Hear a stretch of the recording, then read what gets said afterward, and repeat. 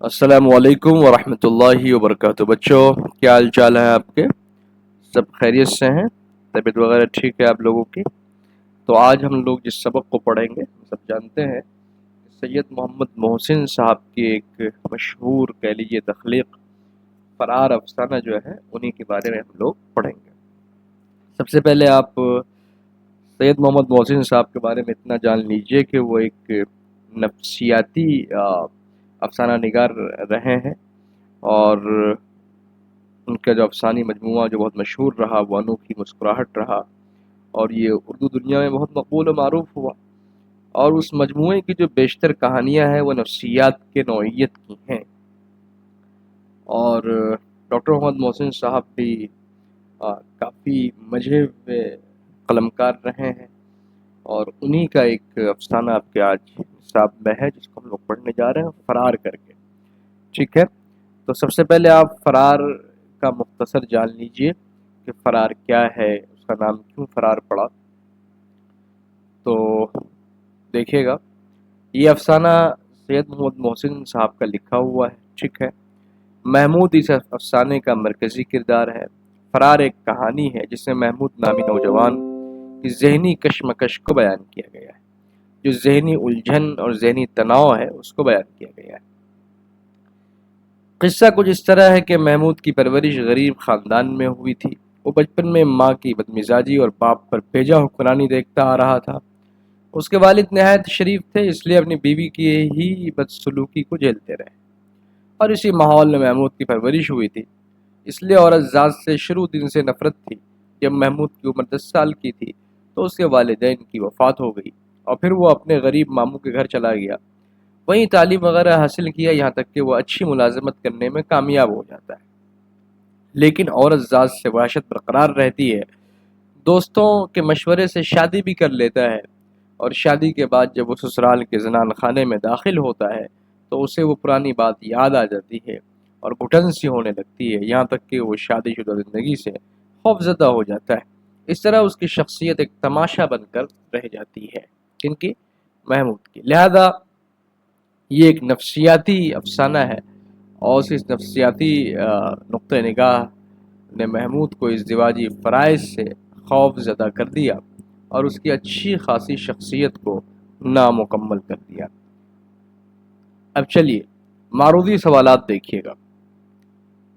سید محمد محسن کی پیدائش کس شہر میں ہوئی؟ جی یہ سوال ہے۔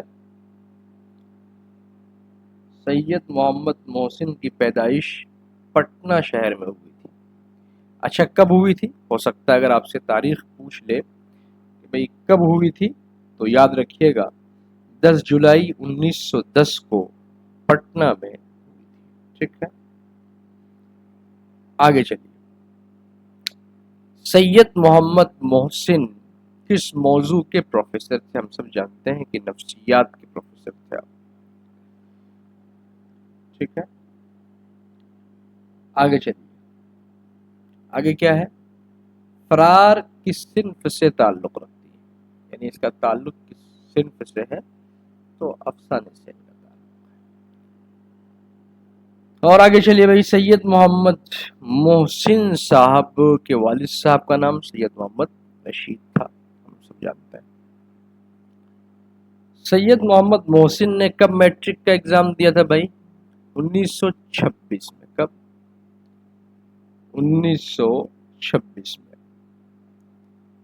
سید محمد محسن کس یونیورسٹی میں پروفیسر تھے؟ یہ ایک سوال ہے بہت خاص ہے۔ پٹنہ یونیورسٹی میں نفسیات کے پروفیسر تھے۔ ٹھیک ہے، آپ لوگوں نے پڑھا ہوگا کتاب میں، اور اگر نہیں پڑھا ہوگا تو کتاب سامنے رکھیے، وہ بہت مشہور ہے کہ وہ پٹنہ کالج میں یونیورسٹی کے جو شعبہ نفسیات میں مستقل طور پر لیکچر ہو گئے۔ ٹھیک ہے، سید محمد محسن ملازمت سے کب سبکدوش ہوئے؟ یہ بہت اہم ہے۔ 1947 میں، 74 میں، 1974 میں ہو گئے۔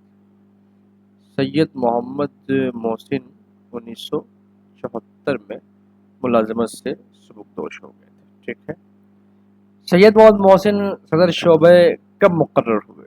یعنی جو شعبے کے صدر تھے وہ کب مقرر ہوئے؟ تو 1938 میں ہوئے تھے، وہ فلسفے کے ہوئے تھے۔ بتایا کس قسم کا افسانہ ہے؟ تو نفسیاتی افسانہ ہے۔ سید محمد محسن کس صنف کے لیے جانے جاتے ہیں؟ نفسیاتی مضامین کے لیے جانے جاتے ہیں۔ زخم کے پھول کن کی تصنیف ہے بھائی؟ ان کی کتابوں میں ایک انوکھی مسکراہٹ جو افسانوی مجموعہ ہے، اور نفسیاتی زاویے نفسیاتی مضامین کا مجموعہ ہے، اور جو زخم کے پھول ہے یہ شعری مجموعہ ہے، یاد رکھیے گا۔ زخم کے پھول کیسے ہیں؟ شعری مجموعہ ہے۔ تو اس طریقے سے آپ کا آج کا یہ مختصر کہہ لیجیے کہ سوال جواب تھا، اور یہ مکمل ہوا۔ اس طریقے سے آپ لوگ تیاری کرتے رہیے، پڑھتے رہیے، انشاءاللہ تعالی رزلٹ آپ کے حق میں ہوگا۔ اور مستقل ویڈیوز آئیں گی بھائی، بس تھوڑا سا اسکول شروع ہو جائے۔ ہاں ٹھیک ہے بچوں، ٹھیک ہے، اللہ حافظ۔